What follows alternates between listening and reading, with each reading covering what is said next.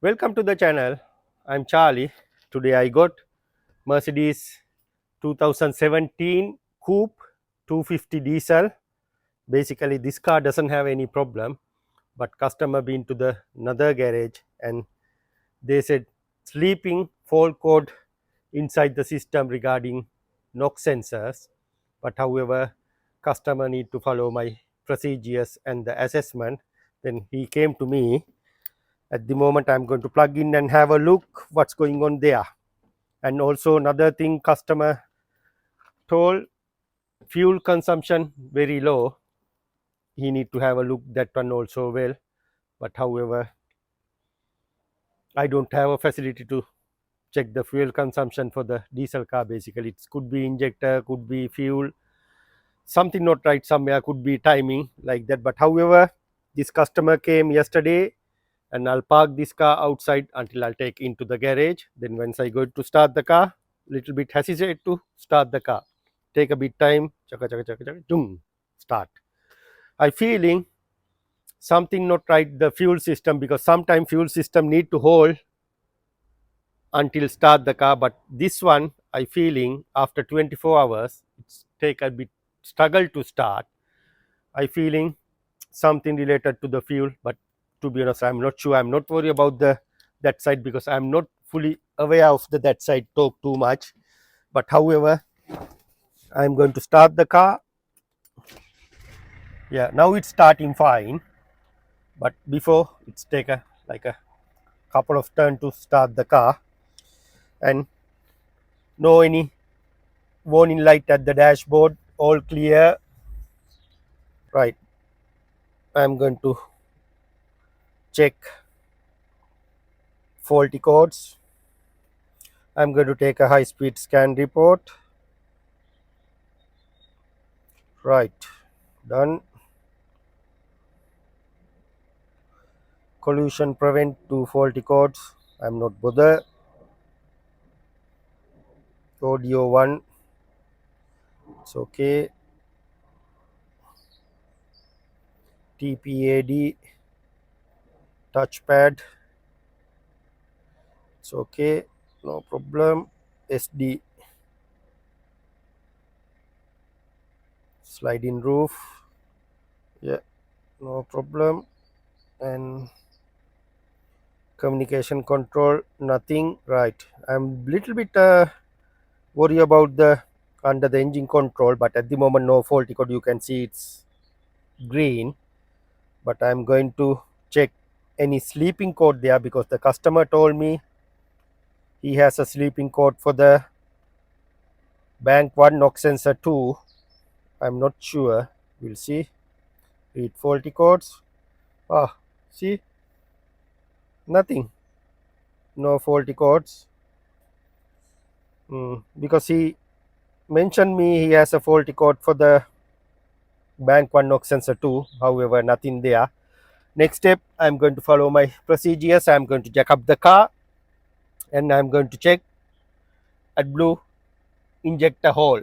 Sometimes it can be clog up, most time we can see the it's clog up. I have to clean that one. Then after that I'm going to check the live data, DPF and related things.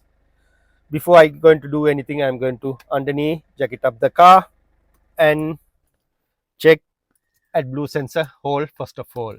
And once I remove everything, I'll come back to you.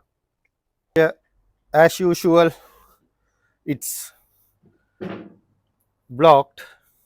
You can see inside there is a tiny pinhole there. Then we need to clean that one. After that it's getting bigger. Also, thank you. Also, I'm going to show you tip of the AdBlue sensor. You can see sensor tip also fully clog up. Once I clean, I'll come back to you.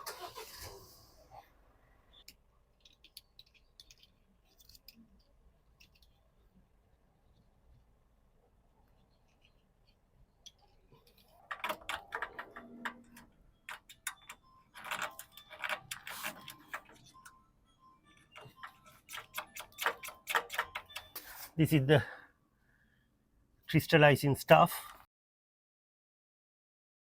Now you can see the hole, very big, no? Is it? Yeah. Now all nice and clean. Then I'm going to install this sensor back.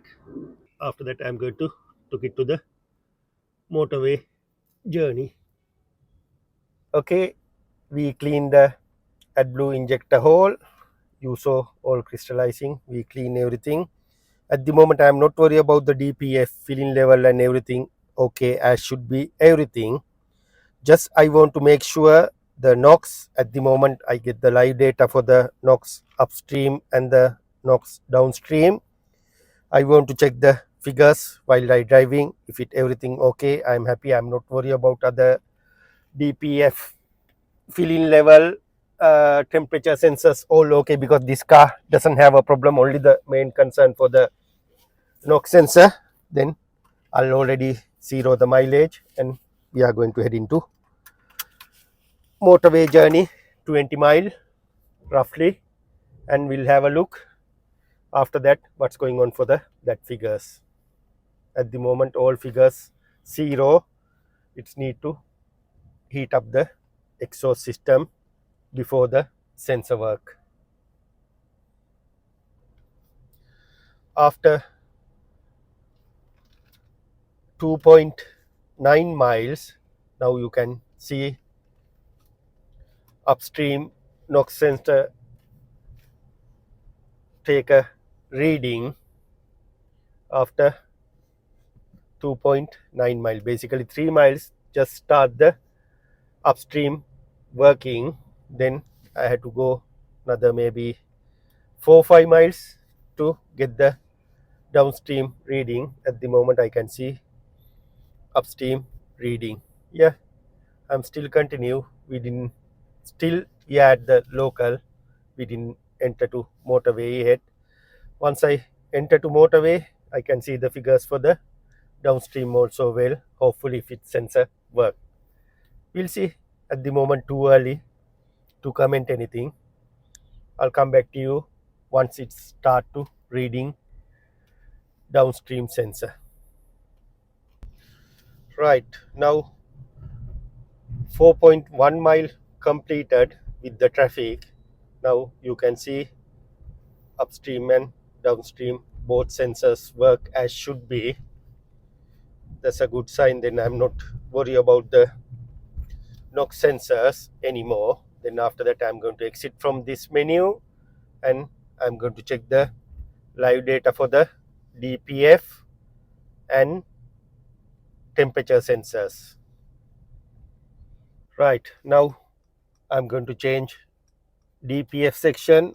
How is the temperatures going to be work? And I can see filling level now 39%. We'll see what happened in the motorway that figures. Yeah, now I'm at the motorway 70 miles per hour speed. Now we can see the temperatures going up.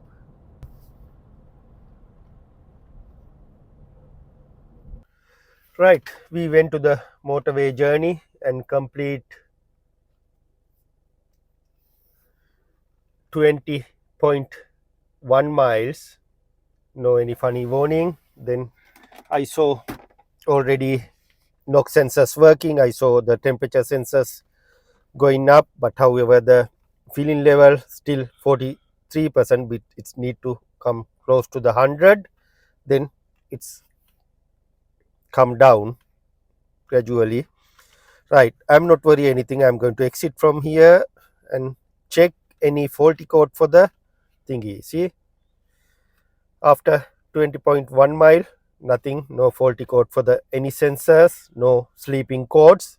That's mean that's another good sign. While I driving, I noticed something. This car little bit struggle to rolling. Basically I feeling it's not like a free rolling, something look like a holding. That's why it could be the fuel consumption high. That's why customer complaining fuel consumption high. I want to have a quick look for the, I know wheel bearing sometimes it's doing the like that thing, sometimes brakes is doing the like that thing, sometimes automatic gearbox it's doing like that things. However, I didn't hear any funny grinding noise, wiring noise for the bearing. I'm happy for the bearing. So then I'm going to check temperature hole for wheels. Could be sometime slightly brake binding, that's why the car not moving properly. Could be, never know. However, I'm going to wheel and check the temperature.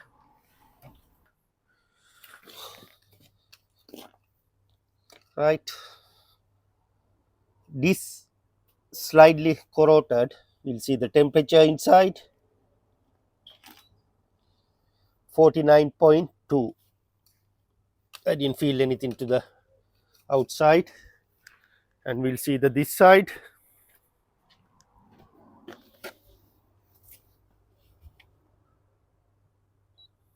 that side 50.8. It doesn't matter. Right, we'll see how about the back.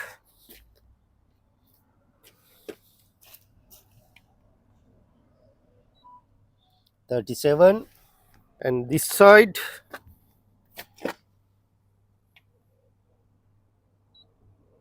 $57.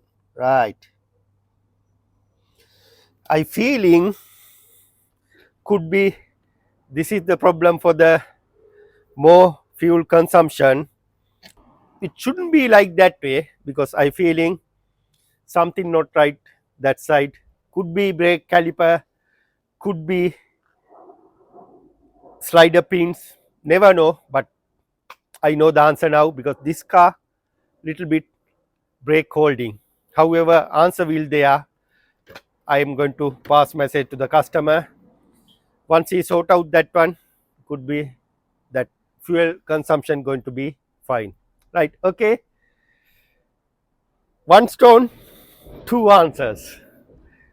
AdBlue system, DPF and emission system all fine. He have a slightly doubt for the sleeping faulty codes, but now I'm prove to him he don't have any sleeping faulty code.